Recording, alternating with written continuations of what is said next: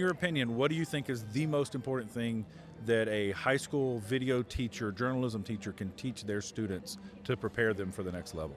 I don't think it's technical. I think kids already know. They don't know the nuances of any of this stuff, but they get the workflow.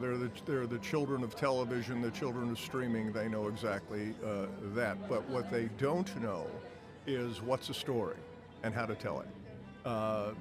Trying to focus on what they, not just being on camera, but what to say on camera, what to show on camera, what do you want people to remember, what do you want them to get. Some of the most effective stuff I've seen they could do, which was, I remember watching a Russian girl, and she had said, this is what Russian students eat at lunch. Well, I thought that was completely, totally fascinating because I had no idea how their classes are set up. I don't understand. I'm old, and I don't understand young people or how they think. If they can explain how they look at music, if they look at their relationships with their parents, with the schools, there's an awful lot of stories that they don't know are stories.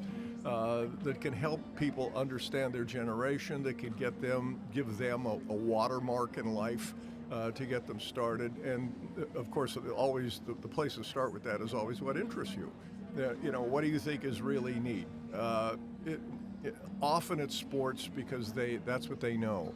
But since everybody does that, they're not going to create a viral video podcast on sports unless they find some angle of it that's particularly cool, that's particularly different, that's differentiated product. When we used to launch television networks, we had a very simple mantra, and you'd be stunned how many people spent millions and millions of dollars without thinking about it. What's the product? Mm-hmm. What does it look like? How is it new? How is it different? How is it more interesting than everything else that's out there? You answer those three questions, you'll be successful.